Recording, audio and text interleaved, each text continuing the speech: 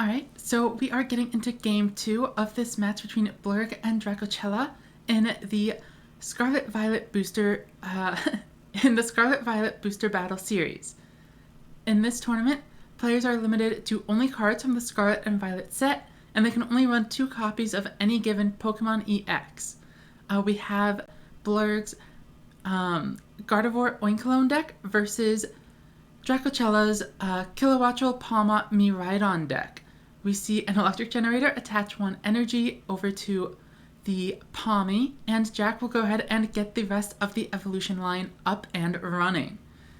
Rare Candy is also in the set, so we might see it come out.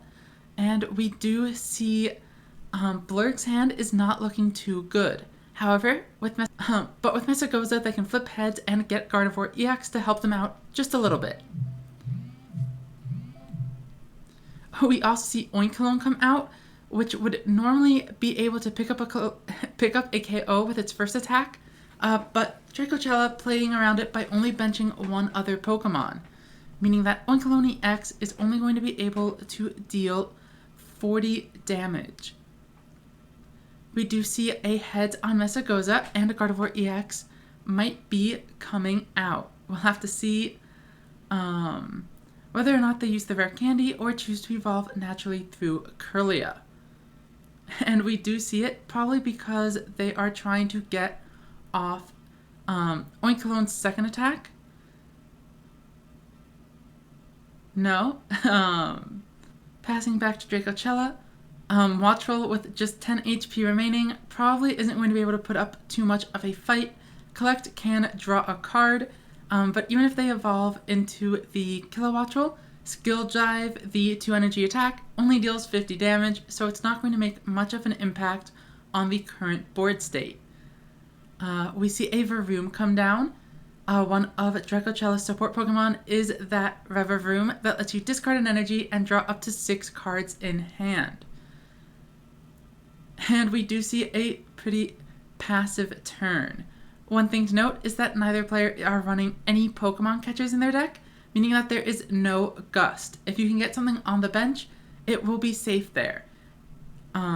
With the exception of both players having some way to deal damage to bench Pokemon. We see the Drifblim in Blerg's hand, which can put 8 damage counters on the opponent's Pokemon however they like. And as mentioned before, Kilowattrel's Skill Dive deals 50 damage to any Pokemon on the field. We do see Drifblim come down, and just another attack from Oinkologne to take out the Wattrel. Ultra Ball retrieved from the prize cards, but without very many other cards in hand, I think it's not super likely we see it get used.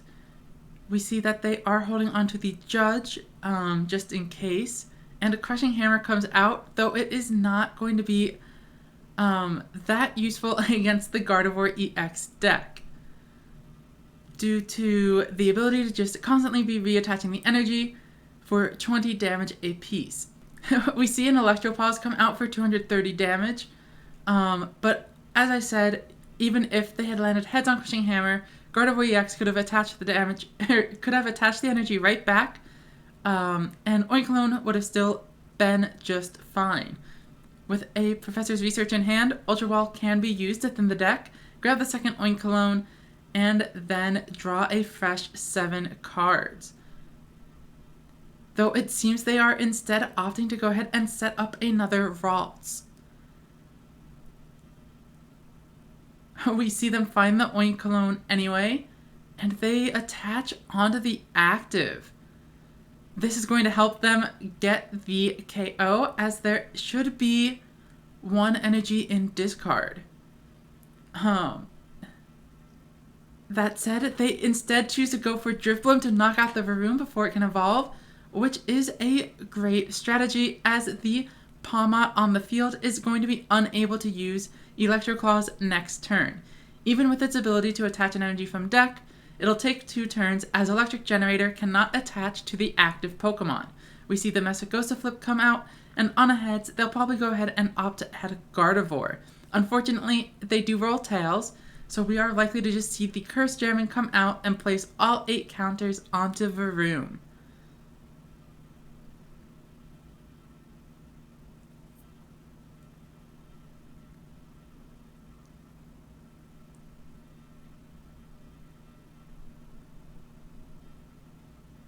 Varoom goes down and Blerg goes up another prize card. It's now 4-6, and Drakochela has not very much on their field. Going into the tournament, I think Miraidon and Gardevoir variants are definitely the 2 top favored decks, with Koraidon fighting type decks rounding out the meta as a counter to the electric types. In this case though, I think Gardevoir is doing just fine, and I think the Palmot variation is going to be a little bit less powerful overall than Magnezone EX variations, which just offer a little bit more resiliency and the ability to use the extra HP and energy efficiency of Magnezone EX to trade more favorably. We do see 2 Miraidon EX get benched thanks to a head to a Messagoza, and now Dracochela's bench is full. However, that does power up Oinkologne, or I guess it would, but Dracochela actually chooses to entirely whiff with the tandem unit, keeping their bench at just 3 Pokemon.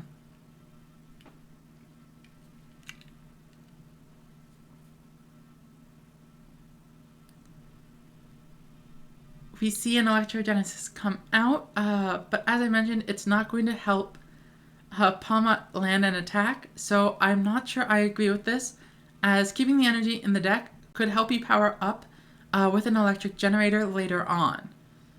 We'll have to see if there's some kind of strategy where they're trying to retreat, or if they happen to have something else going on.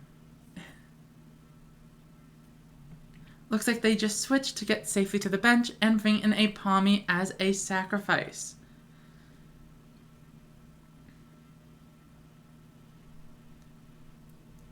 Blerg goes ahead and powers up the fresh Oinkologne EX on the bench before flipping for Messagoza, but it is unfortunately another Tails. Curse spreading, almost guaranteed to be placing 60 damage on that Palmy, and then the other 2 likely on a Miraidon, I would guess, but it could go either way. Okay, putting them both at 210 HP remaining. Though I'm trying to figure out what the math is there. I know with Gardevoir's attack dealing 190, if you're ever behind on prizes, Defiant Span can bring you right up to the 220 threshold. Messagoza flips heads, letting Dracochela grab whatever card they want from their deck. It looks like this turn they'll finally get their first knockout on that Drifblim, thanks to Palmot. We see a Squawkabilly get added to hand, which has previously been used in Game 1 to help set up the Varooms on the bench. Tandem Unit is only able to grab Lightning Pokemon, so having Squawkabilly offers another way to find your Pokemon. Additionally, if you don't open with any Miraidon, Squawkabilly gives you a way to get to them.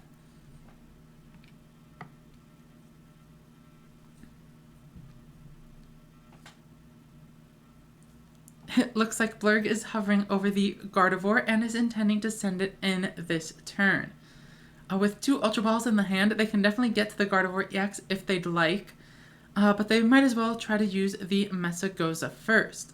They also use Miriam to shuffle back the Drifblim line and then draw 3 cards, and then Nestball is going to grab the Drifloon once again.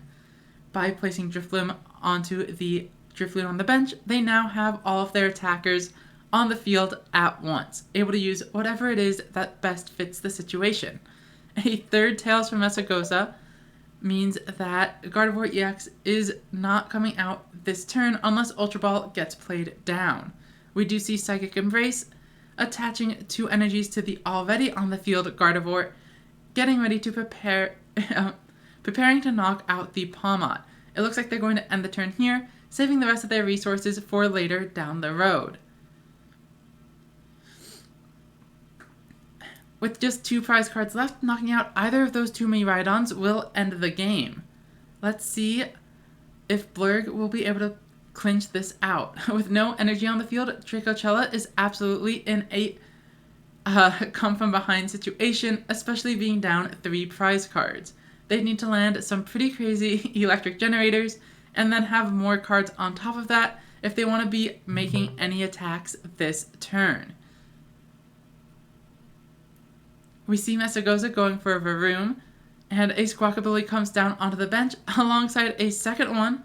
But that also is just opening up the possibility for a double curse spreading victory for Blerg. Each of those Pokemon that just got benched has less than 80 HP. So a Drifblim can take 1 prize per turn and guarantee the win in 2 turns. That said, Gardevoir EX just attacking into this Miraidon does the same thing with the exception of a Penny coming down to heal the Miraidon, as with only 20 HP remaining, even if it retreats, Drifblim will be able to snipe it from the bench.